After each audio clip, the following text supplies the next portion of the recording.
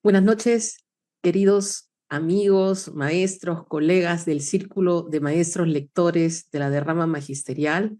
Bienvenidos a este momento especial impulsado por la Derrama Magisterial, por Librerías Crisol, por el SUTEP.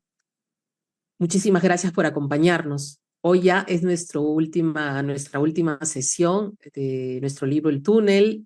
Creo que todos estamos emocionados porque cumpliremos la promesa de que en un mes hemos podido terminar nuestro libro. Y bueno, se vendrán más libros en el futuro, todavía es una sorpresa el próximo, pero igual, bienvenidos. Ay, el volumen. Pero bienvenidos a este momento especial para todos nosotros, porque siempre estamos al lado de lo que más nos gusta, que es leer, que es compartir sobre libros, y bueno, aprendemos, hacemos comentarios. Este es un espacio muy de mucha cordialidad, de amistad, donde podemos expresar nuestras ideas y opiniones. Y bien, vamos a dar la bienvenida a nuestros participantes y nos escriben, por favor, maestros, de dónde nos visitan o de dónde, en qué lugar están, para saludarlos, por favor. En el chat me pueden decir de dónde se están conectando, si fueran tan amables.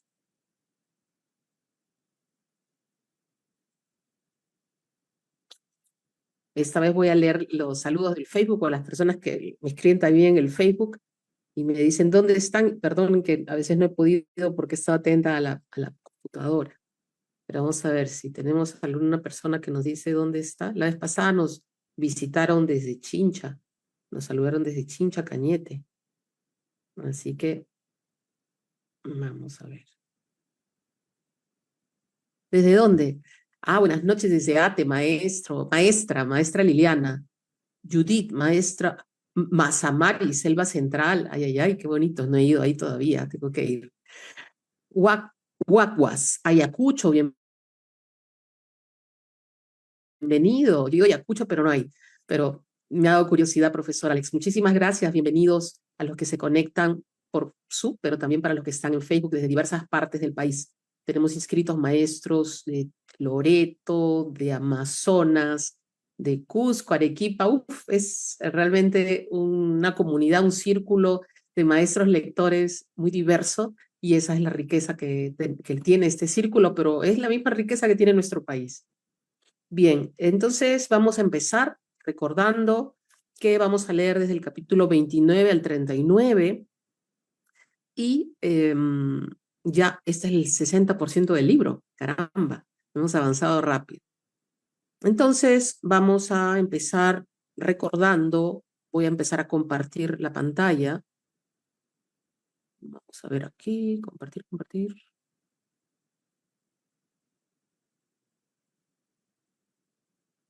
¿Qué pasó en el capítulo 20? Perdón, sí, en el capítulo 28. Pasa algo que es muy importante. Algo muy importante. A ver, aquí. La vez pasada leímos hasta el 29, ¿verdad? A ver, vamos a ver. Le había marcado acá. Vamos a ver. Ya. Ahora sí, estamos en el 29. Acá nos pasó algo muy importante, ¿verdad? Él llega a la conclusión de que salió volando, llega a la conclusión que el amante de María, ¿quién era? A ver, ¿quién era el amante de María? Examen. ¿Quién era el amante de María? ¿Recuerdan? Según Juan Pablo, pueden escribirme, ¿no? Pueden escribirme. Acá dice, le estoy soplando. Ajá, Hunter, ¿verdad? Piensa que es Hunter, Juan Pablo. Entonces, eh, por eso es que él, después de esa conclusión, se va, ¿no? Se va y se va a Buenos Aires. ¿Ok? Esto pasó en la lectura pasada. Ya se imaginarán cómo estaba Juan Pablo. Entonces, en el capítulo 29 empieza a decir así: los días que precedieron a la muerte de María fueron los más atroces de mi vida. Subirle un poquito el volumen, ya. Me es imposible hacer un relato preciso de todo lo que sentí, pensé y ejecuté. pues si bien recuerdo con increíble minuciosidad muchos de los acontecimientos, hay horas y hasta días enteros que se me aparecen como sueños borrosos y deformes. Tengo la impresión de haber pasado días enteros bajo el efecto del alcohol, echado en mi cama o en un banco de Puerto Nuevo. Y él cuando llega a Buenos Aires también se va a bañar, ¿no? ¿Alguien puede acompañarme a leerme, por favor, el subrayado amarillo? Si fueran tan amables.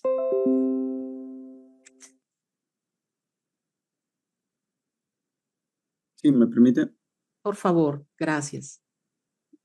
El agua fría empezó a calmarme y en mi cabeza comenzaron a aparecer algunos hechos aislados, aunque destrozados e inconexos como los primeros objetos que se ven emerger después de una gran inundación. María en el acantilado, Mimi empuñando su boquilla, la estación Allende, un almacén frente a la estación que se llamaba La Confianza o quizá La Estancia. María preguntándome por las manchas, yo gritando, ¿qué manchas? Hunter mirándome torvamente, yo escuchando arriba con ansiedad el diálogo entre los primos, un marinero arrojando una botella, María avanzando hacia mí con ojos impenetrables, Mimi diciendo, Chetmop, una mujer inmunda besándome y yo pegándole un tremendo puñetazo, pulgas que me picaban en todo el cuerpo. Hunter hablando de novelas policiales, el chofer de la estancia. Gracias, maestro, muchas gracias. Recuerdos, ¿no? Recuerda todo lo que pasó en la estancia. Leen, por favor, alguien me acompaña en esta lectura de la parte rosada, de un maestro, maestra. Esta parte es crucial, ¿ah? Muy importante también. A ver, una voz magisterial, por favor. Adelante, Judith. Gracias. Salí del baño, me desnudé, me puse ropa seca y comencé a escribir una carta a María. Primero escribí que deseaba darle una explicación por mi fuga de la estancia. Taché fuga y puse ida. Agregué que apreciaba mucho el interés que ella se había tomado por mí. Taché por mí y puse por mi persona. Que comprendía que ella era muy bondadosa y estaba llena de sentimientos puros, a pesar de que, como ella misma me lo había hecho saber, a veces prevalecían bajas pasiones. Le dije que apreciaba en su justo valor el asunto de la salida de un barco o el asistir sin hablar a un crepúsculo en un parque, pero que, como ella podía imaginar, taché imaginar y puse calcular. No era suficiente para mantener o probar un amor. Seguía sin comprender cómo era posible que una mujer como ella fuera capaz de decir palabras de amor a su marido y a mí, al mismo tiempo que se acostaba con Hunter. Con el agravante agregué de que también se acostaba con el marido y conmigo. Terminaba diciendo que, como ella podría darse cuenta, esa clase de actitudes daba mucho que pensar, etc. Releí la carta y me pareció que con los cambios anotados quedaba suficientemente hiriente. La cerré, fui al correo central y la despaché certificada. Muchas gracias, maestra Judith. Qué interesante esta parte. No sé qué les parece a ustedes, ¿no? Cuando dice releí la carta y me pareció que con los cambios anotados quedaba suficientemente hiriente. Y yo honestamente pensé que iba a decir, entonces no la envié, ¿no? Y sin embargo, lo que dice es, la cerré, fui al correo y la despaché certificada, ¿no? Y no sé, me pareció interesante también que podría ser un ejercicio como para los alumnos, para continuar historias, ¿verdad? Hacemos pequeñas frases, sí, pequeñas frases o pequeños fragmentos y luego les decimos que continúen, ¿no? Porque esta continuación me parece un poco, me saca de cuadro a mí, ¿no? No sé qué les parece a ustedes este capítulo. Si alguien quisiera comentar algo.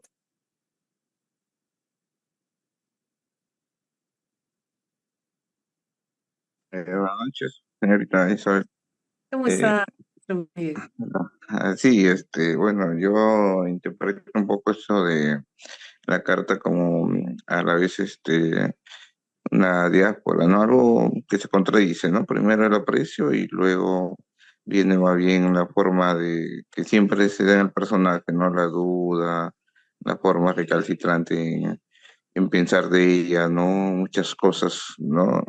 Agregar inclusive ideas, ¿no? Que él se da, ¿no? A la vez comienza él a decir, está bueno, no solamente puede estar conmigo, sino con su marido, o sea, es una forma, como dice, de ideas netamente opuestas, ¿no? O sea, está la inseguridad que todavía reina en el personaje, ¿no?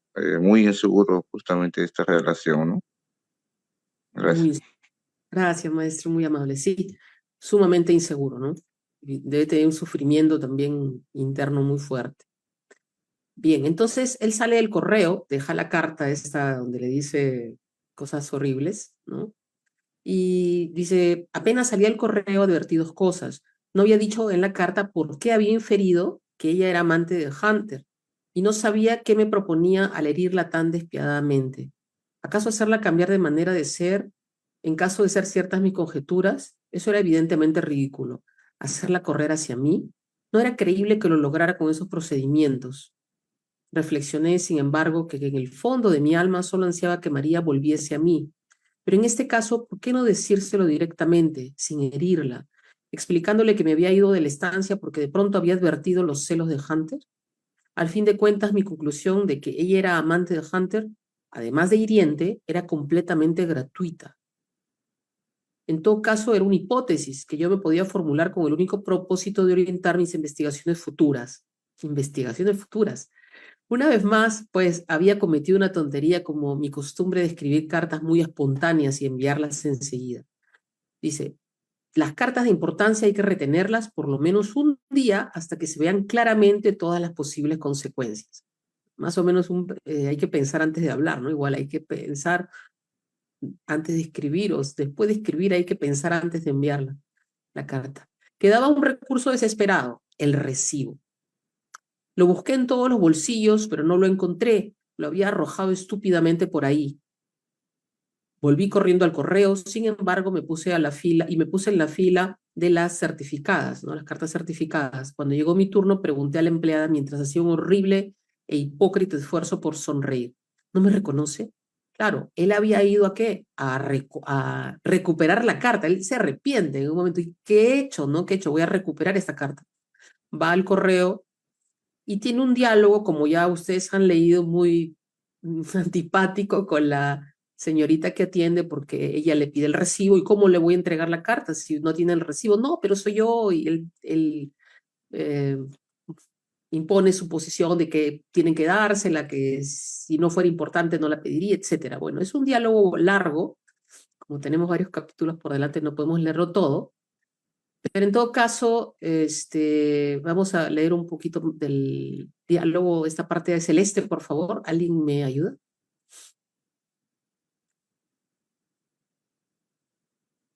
Estamos releyendo un pedacito del diálogo que tiene con la señorita del correo postal. A ver, una voz, por favor, una voz.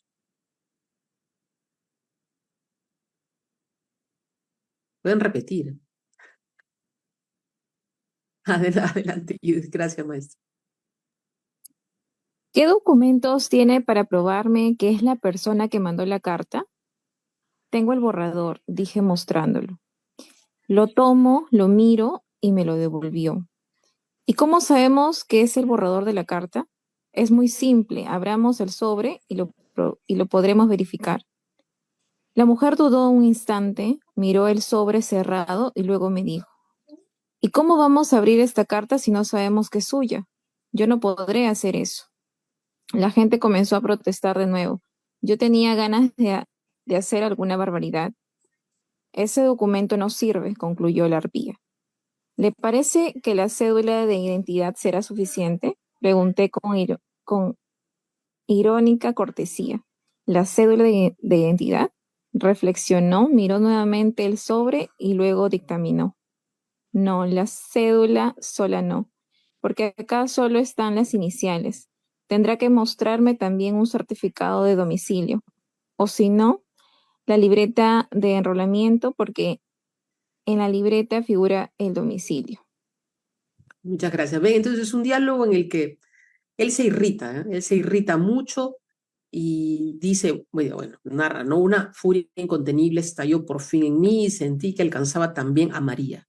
La pobre María eh, era alcanzada por su furia desde lejos. Y lo que es más curioso, a Mimi, wow, o sea, con este fastidio, ¿verdad? Le da cólera con María y también le va a Mimi, a la flaca, ¿no? A la flaca que no le cayó bien.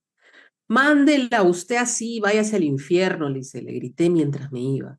Salí del correo con un ánimo de 1000 diablos y hasta pensé si, volviendo a la ventanilla, podría incendiar de alguna manera el cesto de las cartas. ¿Pero cómo? Arrojando un fósforo. Era fácil que se apagara en el camino. Echando previamente un chorrito de nafta, el efecto sería seguro. Pero eso complicaba las cosas. De todos modos, pensé esperar la salida del personal de turno e insultar a la solterona. Él ya en su cabeza ya sabía que ella era solterona, ¿no? Según él. Vámonos al otro capítulo y le voy a pedir a la maestra Liliana, que también quiso apoyarnos en la lectura hace un momento, que nos apoye, por favor, a nuestro capítulo 31. Maestra Liliana, por favor, si fuera Sí, tan... ¿me Gracias, escucha? Buenas noches. buenas noches.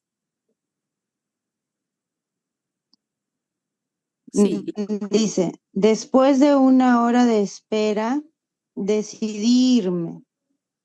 ¿Qué podía ganar, en definitiva, insultando a esa imbécil? Por otra parte, durante ese lapso, rumié una serie de reflexiones que terminaron por tranquilizarme. La carta estaba muy bien y era bueno que llegase a manos de María. Muchas veces me ha pasado eso, luchar insensatamente contra un obstáculo que me impide hacer algo que juzgo necesario o conveniente, aceptar con rabia la derrota y finalmente, un tiempo después, comprobar que el destino tenía razón. En realidad, cuando me puse a escribir la carta, lo hice sin reflexionar mayormente y hasta algunas de las hirientes frases parecían inmerecidas. Pero en ese momento, al volver a pensar en todo lo que antecedió a la carta, recordé de pronto un sueño que tuve en alguna de esas noches de borrachera. Espiando desde un escondite, me veía a mí mismo sentado en una silla en el medio de una habitación sombría, sin muebles ni decorados, y detrás de mí a dos personas que se miraban con expresiones de diabólica ironía. Una era María, la otra era Hunter. Cuando recordé este sueño, una desconsoladora tristeza se apoderó de mí. Abandoné la puerta del correo y comencé a caminar pesadamente. gracias, maestra, muy amable. Entonces se encuentra sentado, dice, en un banco de la Recoleta, con los árboles. Él sigue pensando, ¿no? Quería llamarla por teléfono y dice así: la espera me pareció interminable. No recuerdo bien las palabras de aquella conversación por teléfono, pero sí recuerdo que en vez de pedirle perdón por la carta, la causa que me había movido a hablar, concluí por decirle cosas más fuertes que las contenidas en la carta. Claro que eso no sucedió irrazonablemente. La verdad es que yo comencé hablándole con humildad y ternura, pero empezó a exasperarme el tono dolorido de su voz y el hecho de que no respondiese a ninguna de mis preguntas precisas según su hábito.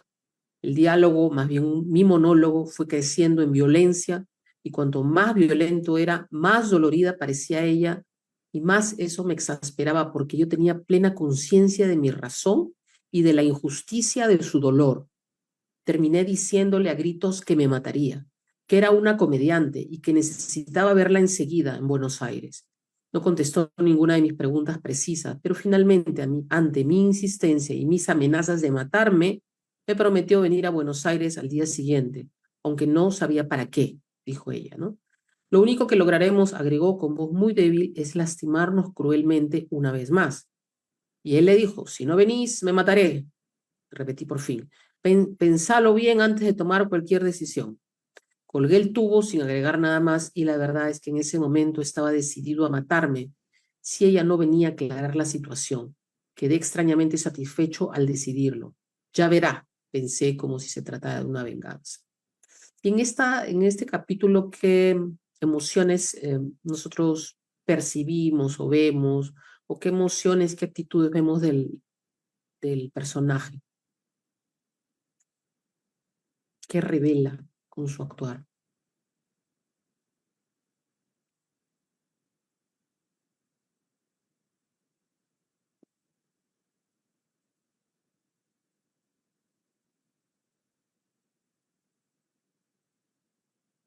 ¿Qué va revelando el maestro? No es el maestro. ¿Qué revela el pintor? ¿Qué revela el pintor? No, los maestros somos pacíficos, ¿no? A ver, sí, a ver, alguien me ha escrito acá. Dice, chantaje y manipulación. Sí, maestro Alex, chantaje y manipulación, ¿no? Y eso pasa, ¿verdad? También en la realidad. No sé, yo he escuchado en algún momento personas que dicen, yo, pobrecito, pobrecita, es que se va a matar, es que me dije si lo dejo tal cosa, y a veces nos quejamos, ¿no? Entonces esto no está muy lejano de la realidad, ¿verdad? Mucho chantaje y manipulación. Y también muestra de algún modo al otro lado, ¿no? María, que era una persona que no tenía una personalidad muy definida, ¿no? Muy fuerte, ¿cómo se puede decir? Muy firme. Bien, vámonos al 37. 32, perdón, ya estoy bien ciega. Empezamos. La maestra Yu dice, de alguna u otra forma quiere condicionar. Claro, condiciona. Sí, condiciona. Si, ¿no? Si haces esto, pasa esto. Si no haces esto, no pasa tal cosa. Pero ya estamos grandes para dejarnos condicionar así, ¿no? Sí. Pero sí hay que enseñarle a los jóvenes, a los muchachos, a los adolescentes, ¿no? Porque a veces ellos sí se dejan manipular fácilmente, ¿no? Por eso es interesante este libro, muy interesante. Dice, ese día fue execrable. Salí de mi taller furiosamente a pesar de que la vería el día siguiente. Ya ha quedado en que la va a ver en Buenos Aires. Estaba desconsolado y sentí un odio sordo e impreciso. ¿Cómo será eso, no? Un odio sordo e impreciso. Pero es interesante cómo el autor describe estas emociones. Ahora creo que era contra mí mismo, porque en el fondo sabía que mis crueles insultos no tenían fundamento. Pero me daba rabia que ella no se defendiera y su voz dolorida y humilde, lejos de aplacarme, me enardecía más. Y empieza acá, y se me desprecié y empieza a tomar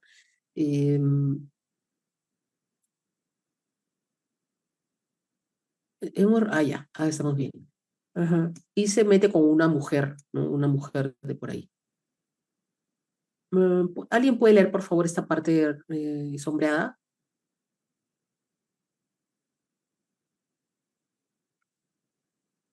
Señorita, ya leo.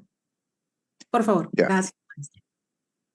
Dice, por largo tiempo quedé estupefacto en medio del taller, sin saber qué hacer y sin atinar a ordenar mis sentimientos ni mis ideas.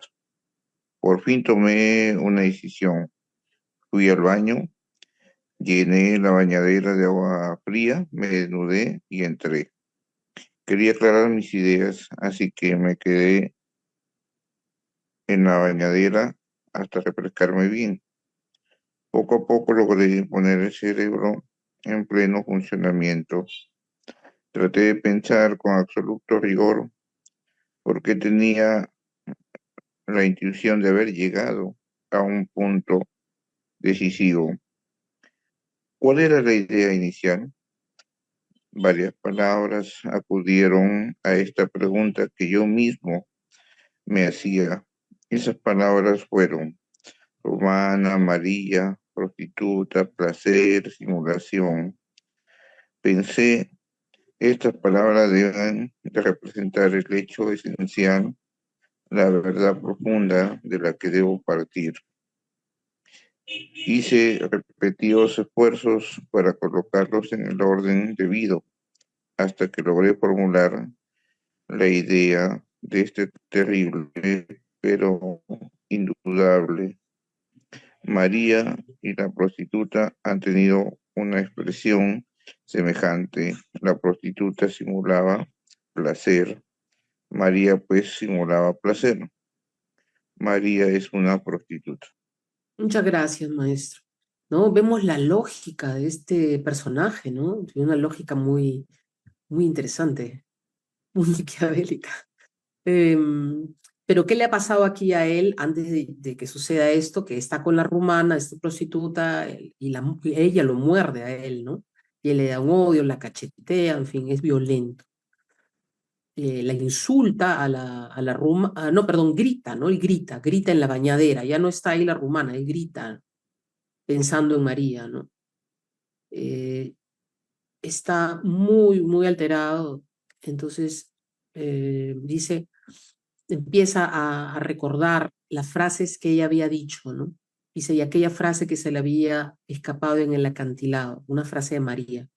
¿Cómo me había equivocado una vez? ¿Con quién? ¿Cuándo? ¿Cómo? Dice, ¿no? Los hechos tormentosos y crueles de que he vivido, de su vida, ¿no? Con ese otro primo, palabras que también se escaparon inconscientemente de sus labios, como lo reveló al no contestar mi pedido de aclaración, porque no me oía, simplemente no me oía, vuelta como estaba hacia su infancia, en la que quizá quizá única confesión auténtica que había tenido en mi presencia. Y finalmente, esta horrenda escena con la rumana o rusa o lo que fuera, dice, ¿no?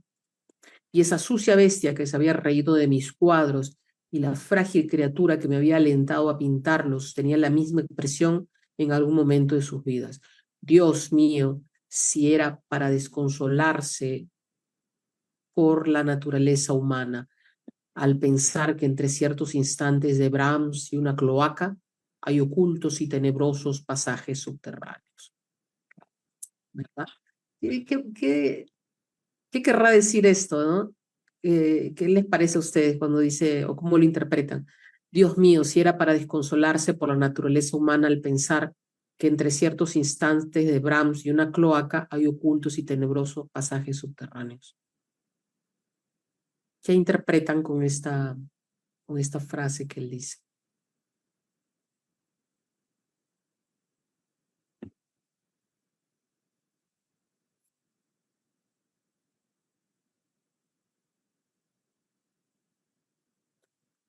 ¿Ven alguna dicotomía? Algo es como mencionar la luz y la sombra, ¿no? O la luz y la oscuridad, ¿verdad? Pero es curioso porque él habla de la naturaleza humana, dice, Dios mío, dice, ¿no?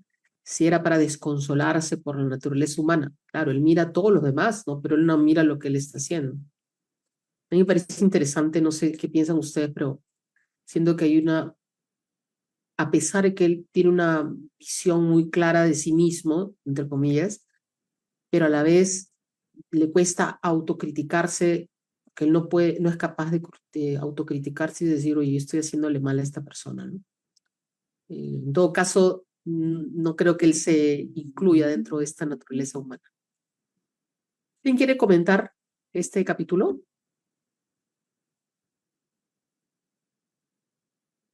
Este es nuestro capítulo. Pero, bueno, sí, yo creo que ahí el autor, ¿no? O sea, lógicamente evoca un poquito ese contraste que ha tenido siempre al inicio, ¿no? Evocación, por ejemplo, a Dios, a la naturaleza, ¿no? A todo ello. Desprotica de todo, ¿no? O sea, una acción que para él es insuficiente, ¿no? O sea, no colma las expectativas de repente de sus emociones, lo que él siente, ¿no? Un poquito me trae a colación porque estaba leyendo la obra también de Héroes y Tumbas, ¿no? Y del mismo autor, ¿no? Y un poquito que también el personaje que ahí se cuenta en esta historia es como el personaje, en este caso Castel, también, ¿no? O sea, un poco la forma introspectiva del personaje, psicológica, ¿no? Insegura. O sea, estamos ahí con alguien, pero a la vez ese alguien con el que estamos nos muestra siempre una inseguridad. O sea, no estamos satisfechos de, o no me siento seguro, ¿no? En este caso con la pareja con la que estoy yo enamorado. Y otro puede ser que esté ahí, pero soporto de repente humillaciones, soporto simplemente por estar enamorado, ¿no? El caso de Castel está con ella, pero él lanza conjeturas, hipótesis, ¿no? De lo que es ella, de repente estuvo con alguien más que, ¿no?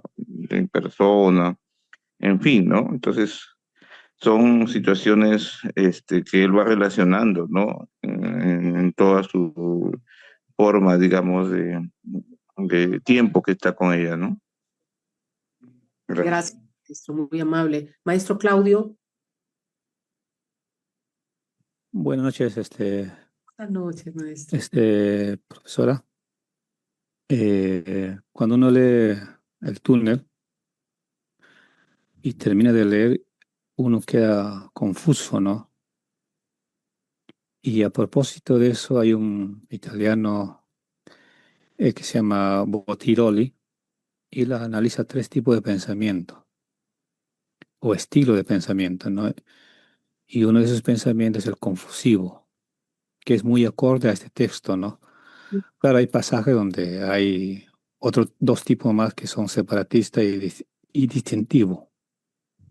Pero en este texto, en el túnel, específicamente, es confusivo, ¿no? ¿Por qué? Porque el lector queda confuso, ¿no? El personaje mismo, ¿no? O sea, está así, ¿no? En esa situación, ¿no? Entonces, un poquito para comprender el túnel, es cómo, por qué está así, ¿no? Confuso, digamos, el personaje, ¿no? ¿No? Claro, la historia nos atrapa desde el inicio, ¿no? Desde el inicio, de todo, ¿no? Pero para un poquito interpretar, ¿no? Tenemos que, digamos, discernir en qué estilo nos está narrando, digamos, el autor textual, digamos, ¿no? En qué estilo, ¿no? Y por qué nos está atrapando, ¿no? ¿No? Entonces, esa sería mi interpretación, ¿no? Gracias. Gracias a usted, maestro, muy amable. Sí, es cierto, ¿no? Estamos mirando un poco el estilo, cómo escribe el Sábato, y algo también interesante que agregaría es que interesante que a pesar de que escribe en primera persona, logra, y no hay muchos personajes, y se podría decir, bueno, es un decir, ¿no? Porque no es exactamente plana, pero como que es una historia que es media plana en el sentido de que es un diálogo, es una situación entre dos personas, es como una persona que te cuenta algo, ay sí, porque yo le hice esto a ella y ella fue aquí y ella fue allá, entonces ya, es como por momentos parece reiterativo, pero a pesar de esa reiteración, creo que está tan bien escrito que no es una reiteración que aburre, sino más bien que te da curiosidad para ver qué va a pasar luego, ¿no? Eso. A ver, vamos.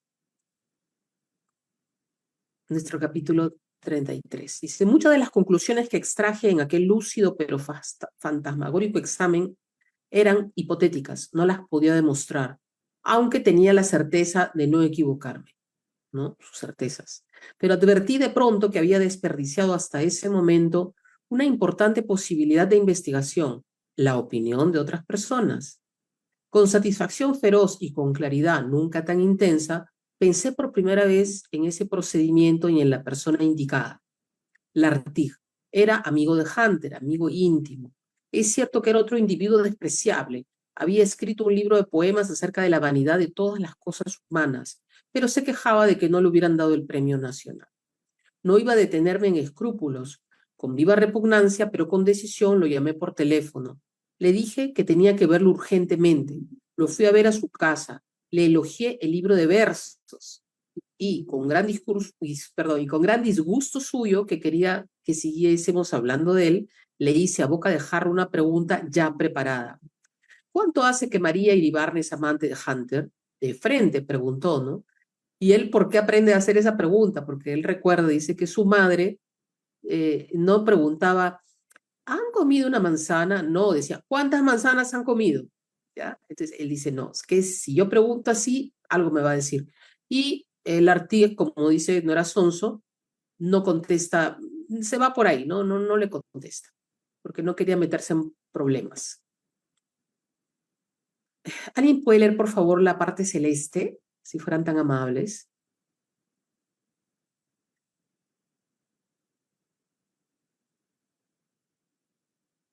Maestra Liliana, adelante, gracias. Ya. ¿Me escucha? Sí. Sí, sí. Dice, eran las 3 de la tarde. Ya debía estar María en Buenos Aires. Llamé por teléfono desde un café. No tenía paciencia para ir hasta el taller. En cuanto me atendió, le dije, tengo que verte enseguida.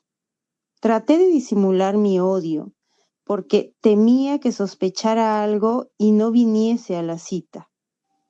Convinimos en vernos a las 5 en la Recoleta, en el lugar de siempre.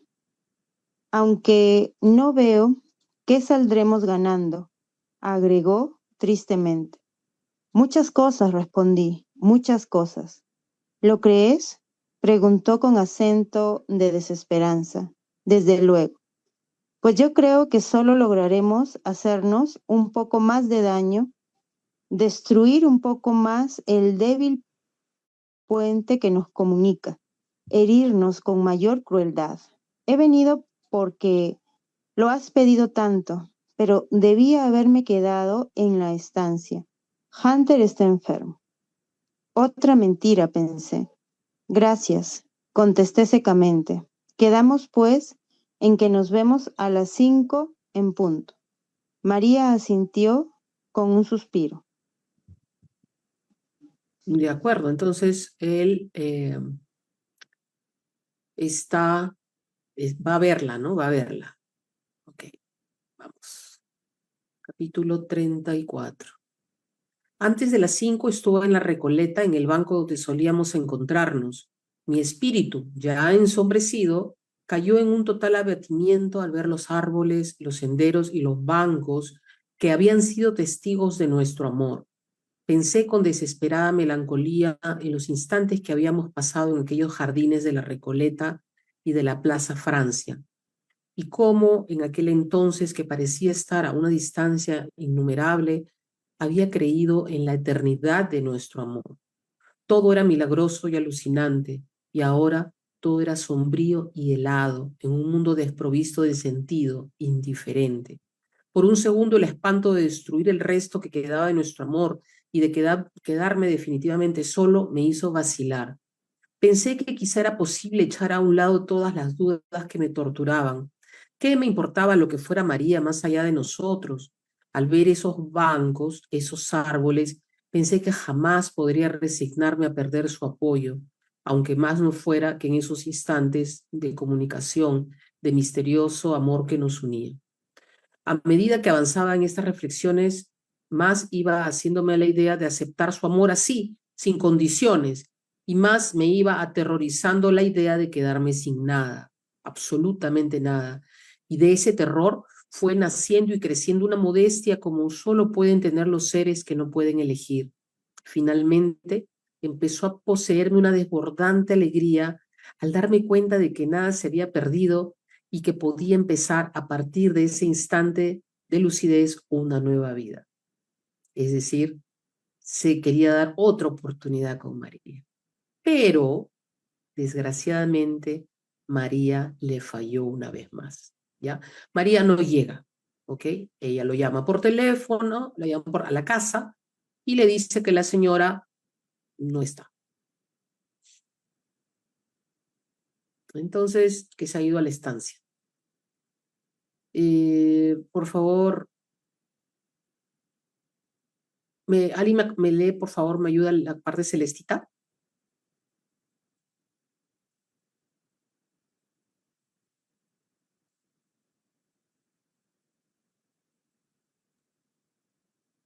pero pensé con feroz amargura.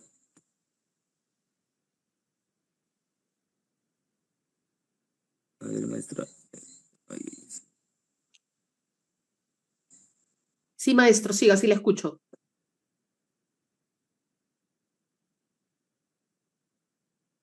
Maestro Eder. Ya, pero pensé con feroz amargura entre consolarme a mí en un parque y acostarse con Hunter en la estancia. No podía haber lugar a dudas. Y cuando me hice esta reflexión, se me ocurrió una idea. No, mejor dicho, tuve la certeza de algo. Corrí las pocas cuadras que faltaban para llegar a mi taller y desde allí llamé nuevamente por teléfono a la casa de Allende. Pregunté si la señora no había recibido un llamado telefónico de la estancia antes de ir. Sí, respondió la mucama, después de una pequeña vacilación. Un llamado del señor Hunter, ¿no? La mucama volvió a vacilar. Tomé nota de las dos vacilaciones. Sí, contestó finalmente.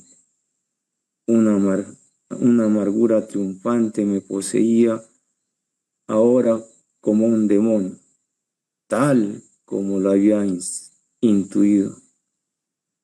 Me dominaba a la vez un sentimiento de infinita soledad y un insensato orgullo, el orgullo de no haberme equivocado.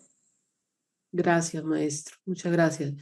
Entonces, él se siente totalmente destrozado, defraudado, indignado, porque se supone que Hunter la ha llamado y como ella ha ido, dice, corriendo con Hunter, ya lo dejó plantado, ¿no? Sabiendo que él la necesitaba. ¿Ya? Entonces dice, pensé en Mapelli. Mapelli es un amigo de él, ¿no? Iba a salir corriendo cuando tuvo una idea. Fui a la cocina, agarré un cuchillo grande y volví al taller. Ya estamos viendo un elemento que es peligroso. Qué poco quedaba de la vieja pintura de Juan Pablo Castel. Ya tendrían motivos para admirarse esos imbéciles que me habían comparado a un arquitecto, como si un hombre pudiera cambiar de verdad. ¿Cuántos de esos imbéciles habían adivinado que debajo de mis arquitecturas y de la cosa intelectual había un volcán a punto de estallar? Ninguno. Ya tendrían tiempo de sobra para ver estas columnas en pedazos, estas estatuas mutiladas, estas ruinas humeantes, estas escaleras infernales. Ahí estaban como un museo de pesadillas petrificadas, como un museo de la desesperanza y de la vergüenza. Pero había algo que quería destruir sin dejar rastros. Lo miré por última vez, sentí que la garganta se me contraía dolorosamente, pero no vacilé. A través de mis lágrimas vi confusamente cómo caía en pedazos aquella playa, aquella remota mujer ansiosa, aquella espera. Pisoteé los jirones de tela y los refregué hasta convertirlos en guiñapos sucios. Ya nunca más recibiría respuesta a aquella espera insensata. Ahora sabía más que nunca que esa espera era completamente inútil. Tremendo, ¿no? Él rompe su cuadro, el de la ventanita, ¿no? Y bueno, va a buscar a Mapelli, dice, pero no lo encontré. Va a la librería, eh, le pide el carro, ¿no? Quería las llaves para salir al amigo, pero al final le da las llaves, ¿ya? Porque él quiere las llaves del carro. Le pide el carro. Vamos, capítulo 35. Sale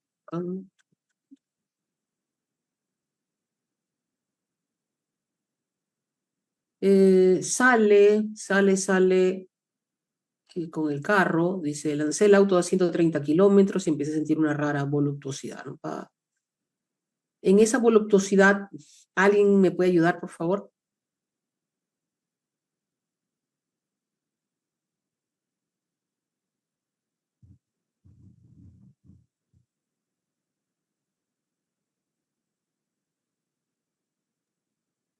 En esa voluptuosidad aparecían y desaparecían sentimientos de culpa, de odio y de amor. Había simulado una enfermedad y eso me entristecía. Había acertado al llamar por segunda vez a lo de Allende y eso me amargaba. Ella, María, podía reírse con frivolidad, podía entregarse a ese cínico, a ese mujeriego, a ese poeta falso y presuntuoso. Qué desprecio sentía entonces por ella. Busqué el doloroso placer de imaginar esta última decisión suya en forma más repelente. Por un lado estaba yo, estaba el compromiso de verme esa tarde. ¿Para qué? Para hablar de cosas oscuras y ásperas, para ponernos una vez frente a frente y a través del muro de vidrio, para mirar nuestras miradas ansiosas y desesperanzadas, para tratar de entender nuestros signos, para vanamente querer tocarnos, palparnos, acariciarnos a través del muro de vidrio, para soñar una vez más ese sueño imposible. Por otro lado, estaba Hunter y le bastaba tomar el teléfono y llamarla para que ella corriera a su cama. Qué grotesco, qué triste era todo. Gracias, maestro Eder.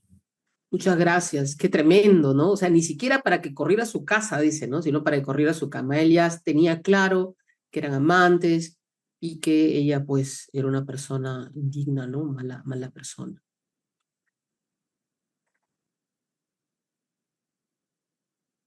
Dice que detuvo el auto, no llega, dice, no quería llamar la atención, con el ruido del motor y caminé, el calor era insoportable, había una agobiadora calma y solo se oía el murmuro y solo se oía el murmullo del mar. Por momentos la luz de la luna atravesaba los nubarrones y pude caminar sin grandes dificultades por el callejón de entrada entre los eucaliptos. Cuando llegué a la casa grande, vi que estaban encendidas las luces de la planta baja. Pensé que todavía estaría en el comedor. Como él ya había ido a esa casa, ella conocía, ¿no?, cómo era la disposición de los cuartos y la sala. Se sentía ese calor estático y amenazante que precede a las violentas tempestades de verano. Era natural que salieran después de comer. Me oculté en un lugar del parque que me permitía vigilar la salida de gente por la escalinata y esperé. Una cosa que no sé si maestros ustedes también observan es la metáfora que él va usando, ¿no? Por ejemplo, ¿qué les parece cuando dice se sentía ese calor estático y amenazante que precede a las violentas tempestades de verano? Pero en realidad, personalmente, ¿creen que realmente se refiere a una tempestad digamos, climática? Más parece una acción, ¿no? Que como diciendo lo que va a venir, ¿no? Este crimen. No sé qué les parece, si han encontrado dentro del texto bastantes recursos literarios, retóricos. ¿Cómo lo ven? ¿Cómo lo han sentido?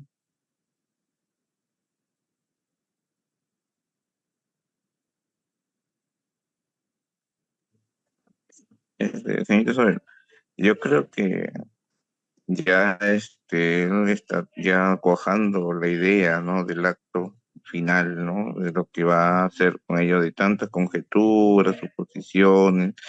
Ya él está tomando, como dice, ya por último creo que un momento está fuera de sí, ¿no?, enajenado, ¿no? Entonces, parece que ya entra en una confusión, ¿no? Entonces es algo previsible de lo que él vaya a realizar, ¿no? El acto ya, como se dice, fatal, ¿no? Frente a tanta inseguridad, frente a tanta de él pensando que ella no le está engañando. O sea, su mente está simplemente, quizás en todo el día obsesionado, ¿no? O sea, no hay una forma de hilvanar sus ideas, ¿no? Para poder, como dice él mismo, hacer las hipótesis y él mismo, como se dice, se da una respuesta, ¿no?, aparentemente cierta, ¿no? En eso, ¿no? Maestro, y le hago una pregunta, ¿y qué le provoca cuando lee? O sea, ¿qué le hace sentir a usted cuando hasta donde ha leído? O sea, ¿qué sentimientos se le mueven por dentro?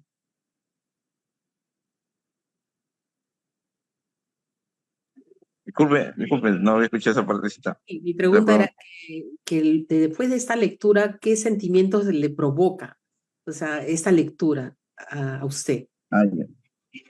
Sí, no, mire, en el momento cuando ya está en la parte, como se dice, ¿no? Ya el epílogo, ya de ello, la verdad, me hace, bueno, recordar de repente algunas situaciones que de jóvenes o adolescentes, hasta de adultos, ¿no? Hemos tenido sentimientos o sea, a veces encontrados, como se dice, ¿no? Pero como a comparación, de repente, como dice el personaje, que muchas veces puede ser real o que tiene algunos indicios en cuanto a que nosotros, de repente, un noviazgo, enamoramiento hemos tenido, pero que nos hace examinar, ¿no? A nosotros también nuestra vida en una relación, ¿no? O sea, el estar enamorado o estar con un novio o esposa no significa ocupar todo el espacio con ella, sino que también hay que darle un espacio a la pareja, ¿no? O sea, que también ella tenga un espacio de repente para sus amigos, para su trabajo, igual yo, ¿no? Entonces, así de esa manera no somos muy absorbentes, ¿no? Porque podemos llegar a esa situación como Castel, ¿no? Absorbente, donde todo el día simplemente quiere estar ahí con ella, hace suposiciones, ¿no? Entonces yo también podría estar, ¿no? Digo, mi esposa se va a una reunión con sus amigos, jugándose, y yo no estaría pensando, pues, que ya estará de repente con el amigo bailando, o sea, lejos de concentrarme de repente en mi trabajo, podría estar pensando así, ¿no?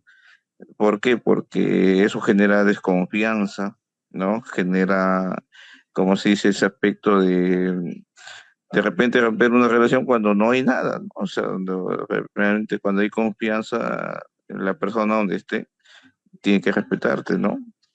Pero acá el caso de él es que hay muchas personas en nuestra sociedad, sobre todo peruano, que han llegado a ese punto, ¿no? De asesinar a su pareja, asesinar a veces enamorada, ¿no? Adolescentes que han quemado, por ejemplo, a una chica, o el año pasado recuerdo que la chica ya no quería estar con él. Me hace pensar todas esas situaciones, ¿no? Por ese carácter, que a veces ellos se muestran caballerosos y luego ya sale, como dice, a relucir en un monstruo, ¿no? En este caso, Castel, que aparentemente era una persona bastante culta, educada, pero sus emociones, como se dice, no las tenía cuajadas, ¿no? Hay una frase que recuerdo que hay una frasecita donde decía, ¿no?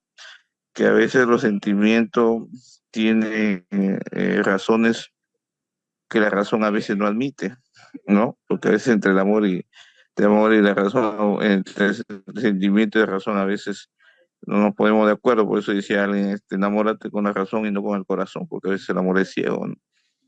Pero son sentimientos que una vez que terminé, me trajo a colación bastantes situaciones, pero también nos trae a nosotros a reflexionar, ¿no? A meditar, a saber que nosotros podemos de repente con una palabra o con hechos salvar a alguien que está pasando una situación difícil, ambrosa, ¿no? En su relación.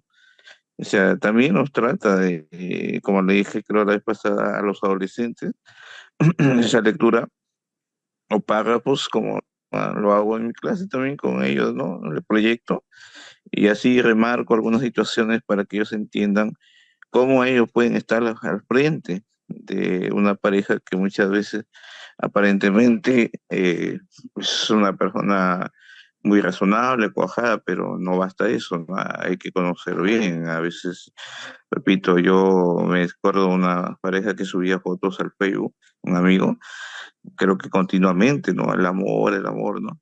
Y pasaron dos años casi por ahí, y al final terminó esa relación, ¿no? Entonces, como a veces vivimos en un mundo donde aparentemente parece que somos felices, pero en el fondo no. Gracias. Gracias, muy amable. Me parece que el maestro Alex, si no me equivoco, también quería hacer un comentario. El maestro, disculpe. Sí, Gracias, maestro. había preguntado antes con respecto al uso de algunos recursos Sí, literarios del autor, ¿no? Es impresionante digamos, en las novelas podemos encontrar de repente muchos personajes, pero en este caso solamente hay dos, ¿no? Y a los demás solamente se va mencionando, ¿no? Y entre esos dos se podría decir que hay un solo personaje, ¿no? Que por ahí María solamente en algunos episodios participa, ¿no? Pero que el que participa más en sus pensamientos es Castel, ¿no? Eso me parece un grandioso de parte del autor. Y lo otro también, por ejemplo, no sé cómo llamarle, giros populares, dichos populares, ¿no? Al empezar la novela nomás mencionaba, ¿no? No todo tiempo pasado fue peor, ¿no? Por ejemplo, ese cambio de versión de esa frase que nosotros siempre escuchábamos, ¿no? Y ahora también, por ejemplo, cuando hacía la pregunta directa, ¿no? Hacía alusión o recordaba lo que había hecho su mamá, ¿no? Entonces, esos frases nunca sabe, por ejemplo, cualquiera diría, ¿no? Si un solo personaje está hablando en la novela o está participando, sería un poco aburrido, ¿no?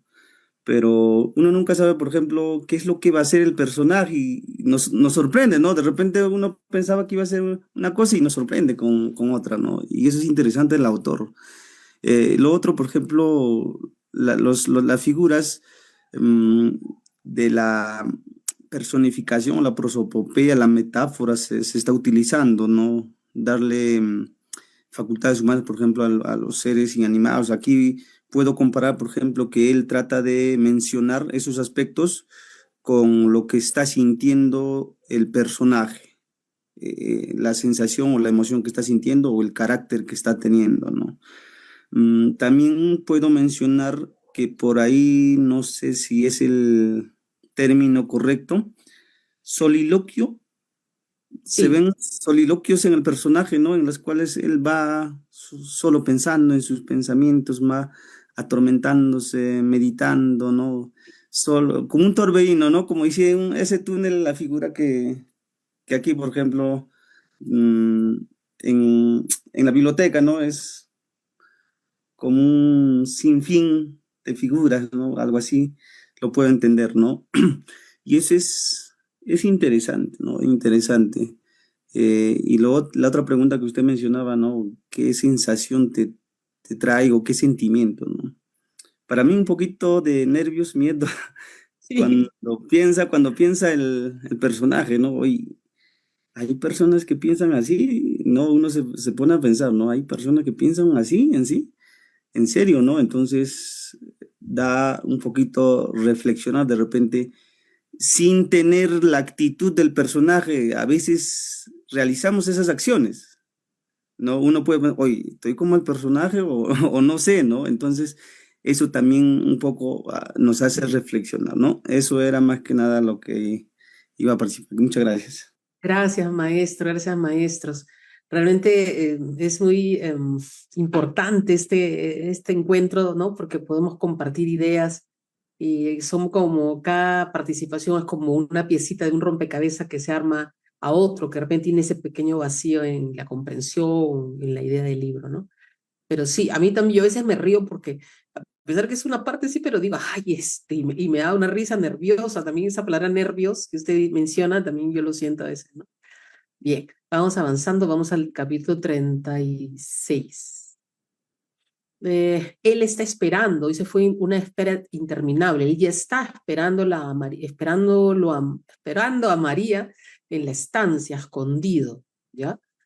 Entonces, vamos a ver, dice, la hora del encuentro había llegado, pero realmente los pasadizos se habían unido o nuestras almas se habían comunicado.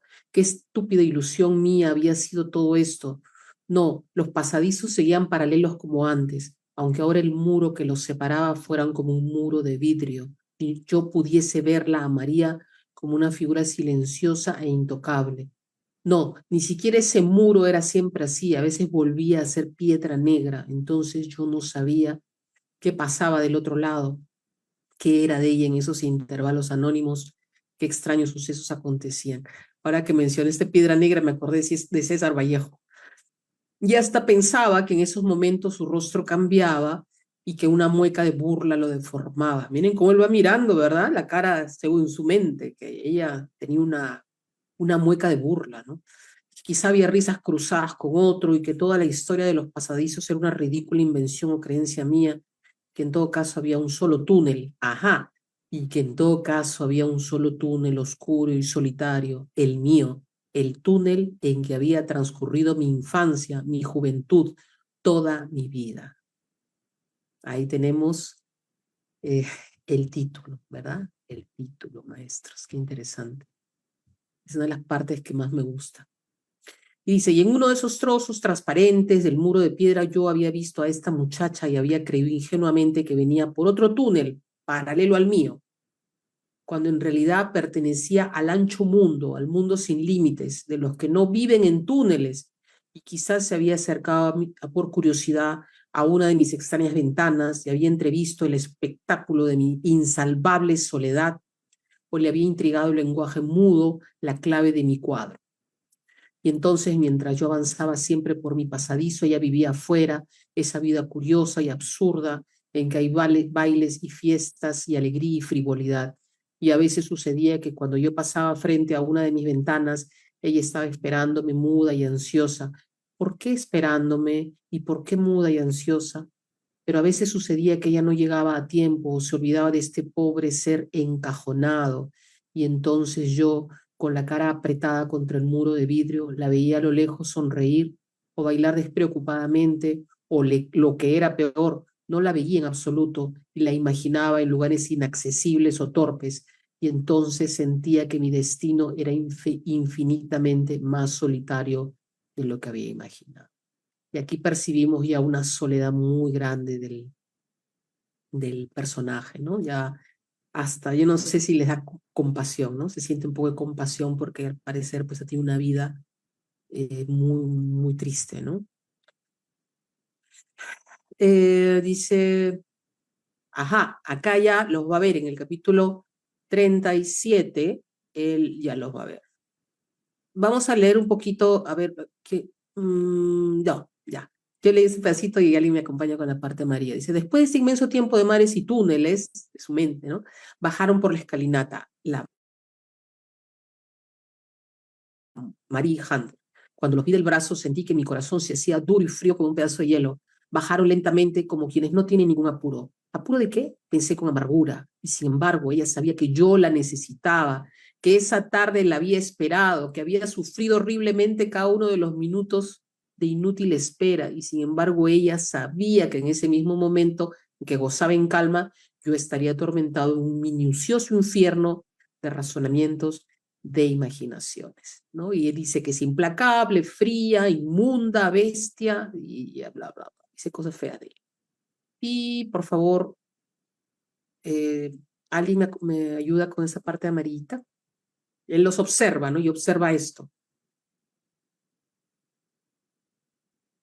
Paola dice, pobrecito, sí, da pena, ¿no, Paola? Le da un poco de pena, definitivamente. A veces uno ve el alma humana, el sufrimiento, a pesar de a veces de las cosas malas que puedan hacer, siempre se siente, mueve la compasión, ¿no? Sí, maestra. ¿Quién me ayuda con ese sombreado amarillo, por favor? Falta poquito, maestros. Vamos, vamos. Sí podemos, sí podemos. Yo le ayudo, maestra. Buenas noches. Gracias, buenas noches, maestra Paola. Dice, caminaron largamente por el parque. La tormenta estaba ya sobre nosotros, negra, desgarrada por los relámpagos y truenos. El pampero soplaba con fuerza y comenzaron las primeras gotas. Tuvieron que correr a refugiarse en la casa. Mi corazón comenzó a latir con dolorosa violencia. Desde mi escondite, entre los árboles, sentí que asistiría por fin a la revelación de un secreto abominable, pero muchas veces imaginado. Vigilé las horas del primer piso, que todavía estaba completamente a oscuras. Al poco tiempo vi que se encendía la luz del dormitorio central, el de Hunter. Hasta ese instante, todo era normal. El dormitorio de Hunter estaba frente a la escalera y era lógico que fuera el primero en ser iluminado. Ahora debía encenderse la luz de la otra pieza. Los segundos que podía emplear María en ir desde la escalera hasta la pieza estuvieron tumultuosamente marcados por los salvajes latidos de mi corazón. Pero la otra luz no se encendió. Dios mío, no tengo fuerzas para decir qué sensación de infinita soledad vació mi alma. Sentí como si el último barco que podía rescatarme de mi isla desierta pasara a lo lejos sin advertir mis señales de desamparo. Mi cuerpo se derrumbó lentamente, como si le hubiera llegado la hora de la vejez. Gracias, maestra. Maestra, a propósito, cuénteme, ¿qué es lo que siente un comentario sobre el texto leído o sobre este capítulo? Bueno, me pongo en el lugar del personaje Hunter, me pongo en el lugar de él y siento al momento de leer las líneas la ansiedad, ¿no? El dolor, la desesperación que seguramente sentí. ¿Cómo? De Juan Pablo, porque Hunter es... Perdón, sí, tiene razón, de Juan Pablo. Entonces, siento la desesperación, la angustia, ¿no? El dolor, de repente, de confirmar la traición de María, ¿no? Esos minutos que para él eran horas, ¿no? Y donde se sentía, pues, traicionado, ¿no? Completamente solo. Esos son los sentimientos, maestra, que tengo al leer el texto.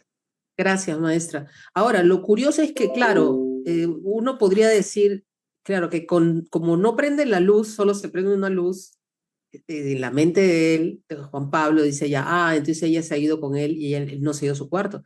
Pero quizá ya se quedó en la sala, ¿no? A leer un libro, a leer El túnel. ¿Me entienden? Entonces no necesariamente pudo haber pasado eso, pero él necesitaba reafirmar, ¿no? Confirmar su hipótesis y eso le facilita todo. No sé qué piensan sobre eso. Sí, en todo caso, si fue una confusión, todo conspiraba como para que se entendiera de esa manera, ¿no? Sí, sí. Gracias, maestra. ¿Alguien más quisiera comentar?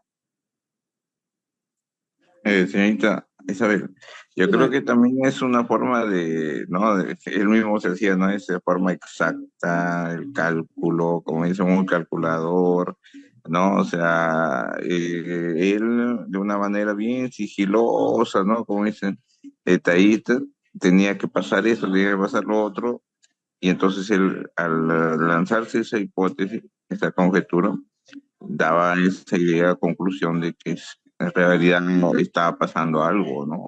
Entonces, nos lleva un poco a colación esa forma de suposiciones, ¿no? De la que también a veces podemos también, algunos de nosotros caer, ¿no? A veces caemos en esa forma de pensar que es así, o los rumores, o todas esas cosas que muchas veces destruyen, ¿no? A veces a una familia, a una pareja, ¿no?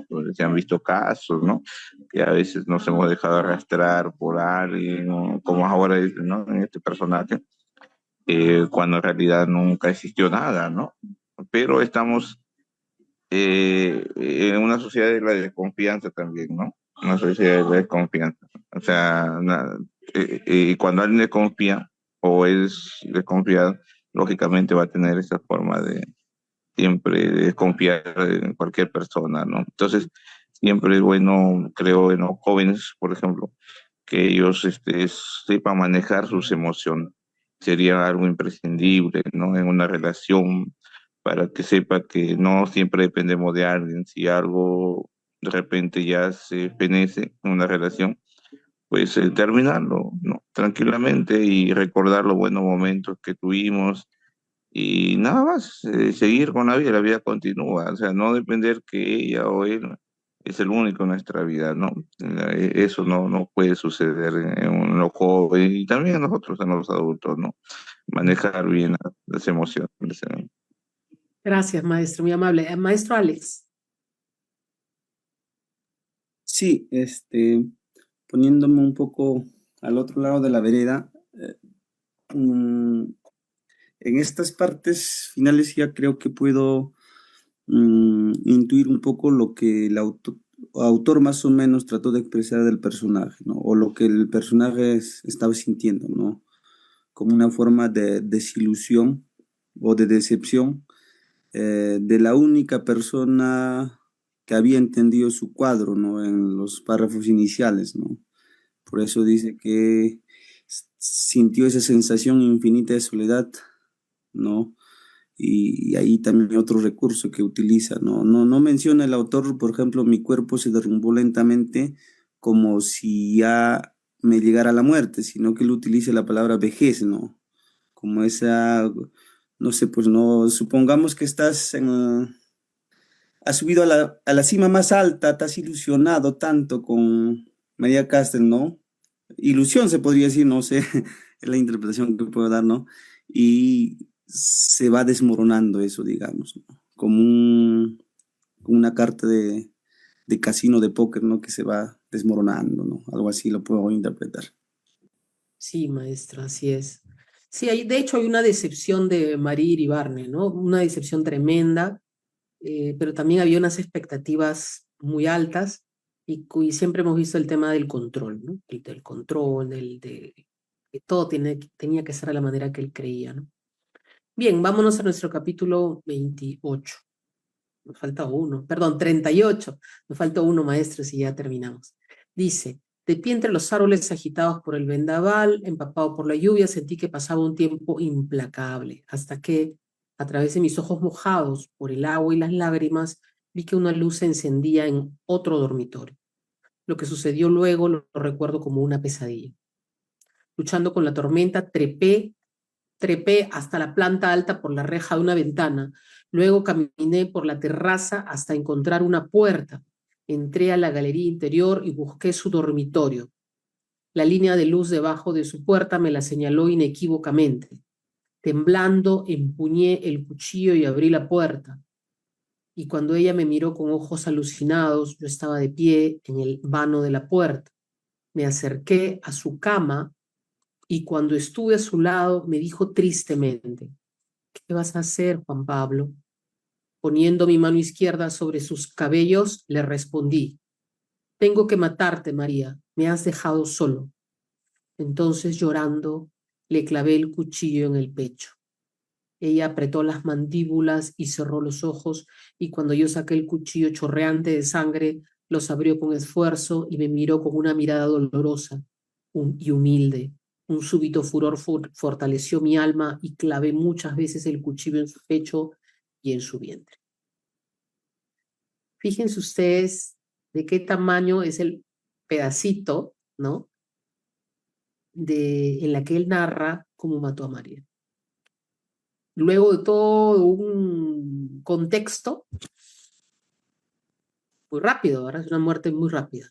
Y la forma de narrarlo también es pequeñita. Luego, ¿qué pasa? Va a buscar a Allende, va a buscarlo. Y dice, al llegar al quinto piso vi a Allende frente al ascensor con los ojos inútiles muy abiertos. Lo agarré de un brazo y lo arrastré dentro. El polaco, como un idiota, vino detrás y me miraba asombrado. Lo hice echar. Apenas salió, le grité al ciego. Vengo de la estancia. María era la amante de Hunter. La cara de Allende se puso mortalmente rígida. Imbécil, gritó entre dientes con un odio helado. Exasperado por su incredulidad, le grité. Usted es el imbécil. María era también mi amante y la amante de muchos otros. Sentí un horrendo placer mientras el ciego de pie parecía de piedra. Sí, grité, yo lo engañaba a usted y ella nos engañaba a todos, pero ahora ya no podrá engañar a nadie. ¿Comprende? A nadie, a nadie. Insensato, aulló el ciego con una voz de fiera y corrió hacia mí con unas manos que parecían garras. Se entrega a la policía, dice, cuando me entregué en la comisaría eran casi las 6. Él decía que tenía odio, desprecio y compasión. Y nuevamente ya en el calabozo, tiene una frase tristemente hermosa que dice, sentí que una caverna negra se iba agrandando dentro de mi cuerpo. Pareciera que este túnel, ¿no?, se convertía en una caverna, ¿no? Ahora vamos a... Este es nuestro... Sí. Ajá. Vamos a nuestro último. A ver, ¿quién cierra el libro? ¿Quién se anima a cerrar el libro, queridos maestros?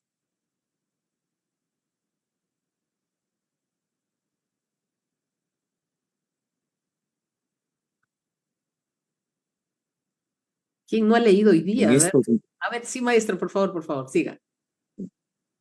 en estos meses de encierro he intentado muchas veces razonar la última palabra del ciego, la palabra insensato. Un cansancio muy grande o quizás oscuro instinto me lo impide reiteradamente. Algún día tal vez logre hacerlo y entonces analizaré también los motivos que pudo haber tenido Allende para suicidarse. Al menos puedo pintar, aunque sospecho que los médicos se ríen a mis espaldas, como sospecho que se rieron durante el proceso cuando mencioné la escena de la ventana. Solo existió un ser que entendía mi pintura. Mientras tanto, estos cuadros deben de confirmarlos cada vez más su estúpido punto de vista, y los muros de este infierno serán así, cada día más herméticos. Y colorín colorado, este libro de Sey Barral ha terminado. Ay, qué interesante, ¿no? Muchísimas gracias, maestros. Por favor, comentarios. Tenemos unos minutitos para comentar qué les ha parecido, qué les ha gustado más. Por favor, cuéntenme, quiero escucharlos. Todo el Perú quiere escucharlos porque hay muchos maestros conectados en diversas partes del Perú. Así que, animo. Yo breve nomás para dejarle también a mis colegas también opinar. Mire, yo creo que en la obra nos ha dejado esa forma, esa sensación, ¿no? De muchas veces inseguridad, miedo, a la medida que uno va leyendo, también va esa forma de saber qué va a pasar, ¿no? O sea, la expectativa, ¿no? Esa forma expectante, que es mucho mejor que ver una película, ¿no? Y entonces uno va viendo esto y al final, ¿en qué terminará? Nosotros decimos, ¿no? ¿En qué terminará esta situación? Lamentablemente es una tragedia, una desgracia, ¿no? Nos trae sentimientos, ¿no? De tristeza, decepción, como decía la colega también anteriormente, ¿no? Se siente pena también por el protagonista, ¿no? Porque hubiese querido de repente que él terminara reflexionando y de repente la relación fuera distinta, ¿no? Pero a veces el destino, como se dice, no se puede modificar, ¿no? Entonces nos queda una lección bastante para nosotros y para los adolescentes y los jóvenes, saber que para no terminar en esa forma, saber conocernos bien, ¿no? Conoces de ti mismo, como dices, ¿no? Para poder conocer también a los demás, ¿no? Interesante, maestra, y saludo también a mis colegas que hemos estado participando la semana pasada. Y bueno, acá desde Chiclayo, Montefú, un saludo a todos, a ustedes por el Día del Maestro que ya se avecina, y a seguir, como se dice, promoviendo la lectura por nuestros estudiantes, por nuestros jóvenes, ¿no? Saludos para todos ustedes, y de paso invitarlos también al Festicún, que es nuestra feria más grande ahí en Montefú, ¿no? Los platos típicos que se exhiben. Así que por ahí estaremos también, de repente, reflexionando a todos ustedes. Gracias. Gracias, maestro, muy amable desde Chiclayo, el maestro desde Monsefú. ¿Alguien más que quisiera compartir un poco su sentir, su experiencia? Con gusto lo escuchamos.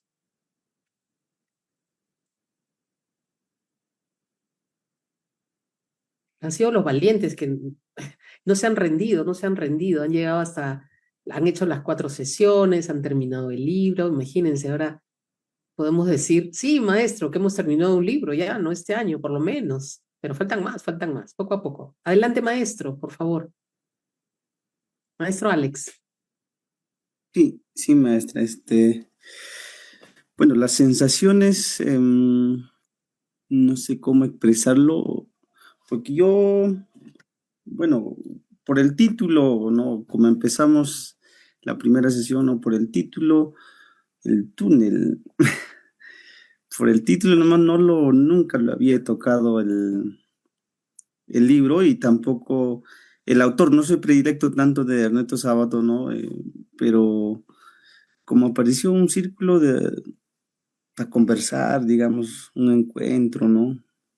Me parece interesante, ¿no? Entonces, por ejemplo, yo no tenía la contraseña, me había olvidado, ¿no? Y poder acudir de repente a la misma biblioteca, me fui a una tienda Crisol, ¿no? Y me compré mi libro, ¿no? Con el descuento de Crisol, es más. Y bueno, ¿y por qué no leerlo, no? Acá tengo el libro y empecé a leer y las sesiones me fue un poquito interesando la lectura, ¿no? Y al inicio también mencionaba que se parece un poco a lo que es la novela del Gabo, Crónica de una muerte anunciada, ¿no? Pero ahí la diferencia es que la muerte del personaje con detalles minuciosos lo narra el autor, ¿no? Pero en este caso es una narración brevísima, ¿no? Brevísima, ¿no? Sí, un poco también me trajo a colación a la mente un cuento de Edgar Allan Poe, Corazón delator, si no me equivoco, en el cual pues el personaje que había asesinado no siente esa culpa, ¿no? Que un corazón pues como le va delatando, ¿no? Y se entrega prácticamente a lo que son las policías, ¿no? En este caso también él mismo se entrega, ¿no? Ahí menciona, ¿no? Y qué bien, ¿no? Qué bien, es una obra, es un libro pequeño, de pocas páginas, ¿no? Pero nos trae muchas enseñanzas y una grandiosa prosa narrativa del autor, ¿no? Muchas gracias. Gracias, maestro. Sí, muchísimo para aprender, no solamente, digamos, a nivel tema emocional, psicológico, sino también desde el tema narrativo, ¿no? Desde el oficio del escritor, que seguramente a muchos nos interesa escribir o, en todo caso, compartir esa experiencia de qué recursos hay para narrar con nuestros alumnos, ¿no? ¿Alguien más que quiere comentar? Ya nos vamos acercando al final. Aprovechemos los micrófonos.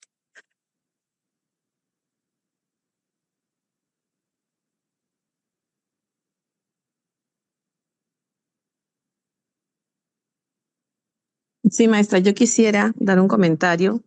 Maestra. Bueno, en el caso de la novela, ¿no? Si bien tuvo un final trágico con la muerte de María, se pudo aprovechar las lecciones, ¿no? Como comentan los colegas, acerca de repente de cómo debemos también manejar nuestras emociones, nuestros sentimientos, nuestras relaciones sentimentales, ¿no? Tenemos que cuidar esas relaciones y que sean sanas, ¿no?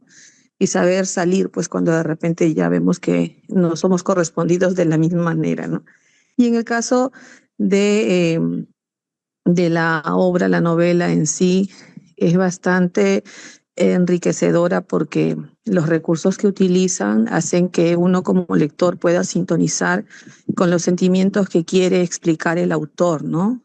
A veces es tan descriptivo que hace que tú te traslades a esa escena que él narra y puedas ponerte en el lugar de los personajes, ¿no? Y puedas sentir como ellos están de repente viviendo la trama, ¿no? Entonces, me parece una experiencia muy productiva para, para mí como persona y como profesional, ¿no? Y también para poder seguir inculcando en mis estudiantes el hábito, el gusto, el placer por la lectura. Gracias, maestra. Gracias, maestra, muy amable. ¿Alguien más que quiere compartir alguna idea?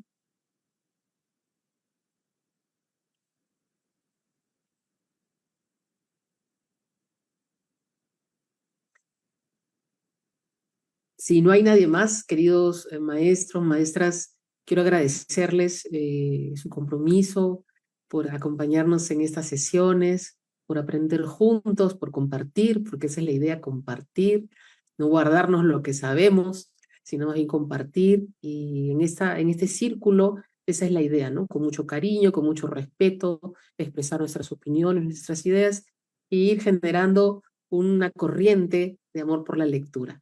Antes de despedirme, quiero leerles algo que encontré, que dije voy a leerlos para el círculo. Es algo que dice Julio Ramón Ribeiro. Dice, yo he tenido muchos profesores de literatura, pero he tenido solamente un maestro, y ese maestro fue mi padre. Me acuerdo que un día me dijo, ¿tú sabes que hay un escritor que es mejor que Dumas y que se llama Balzac? Y hay un escritor que es mejor que Balzac y que se llama Flaubert. y un escritor mejor que Flaubert y que se llama Stendhal, y un escritor mejor que Stendhal y que se llama Proust. Y dice Julio Ramón Ribeiro, de este modo mi padre abriría para mí un panorama de lecturas verdaderamente ilimitado. Esta yo creo que fue una de las circunstancias principales que forjó y fomentó mi vocación de escritor. Bueno, queridos maestros, con esta breve lectura cerramos este círculo de maestros lectores. Muchísimas gracias por su presencia y participación. Y ya esta semana seguramente le vamos a decir cuál va a ser nuestro próximo libro para que empecemos a leerlo. Les invito a contactarse, a seguir la página del Facebook que se llama Comunidad de Maestros Lectores, para que estén atentos a todas las novedades, los posts que también ponemos ahí de las actividades que hacemos como comunidad de maestros lectores, y evidentemente les vamos a estar comunicando al chat para que puedan saber qué estamos haciendo. Y a todos los maestros que nos ven en todo el Perú, gracias por acompañarnos, y si todavía no están en el círculo, ingresen, que vamos a estar aquí para compartir nuevos libros que tenemos en nuestra biblioteca digital para maestros de rama magisterial Crisol. Gracias por el apoyo al SUTE, Librería Crisol, de rama magisterial. Gracias a nuestra compañera que está ayudándonos, a Micaela Jiménez. Gracias por acompañarnos y ayudarnos con los controles técnicos, porque esto es un trabajo en equipo, si no, no lo podríamos hacer. Muchísimas gracias, entonces nos despedimos y hasta nuestro próximo libro, que ya prontito les vamos a decir cuál va a ser. Un abrazo grande, feliz Día del Maestro, disfruten mucho la semana que viene y mañana, que es domingo, disfrútenlo también. Muchas bendiciones, cuídense. Gracias. Gracias.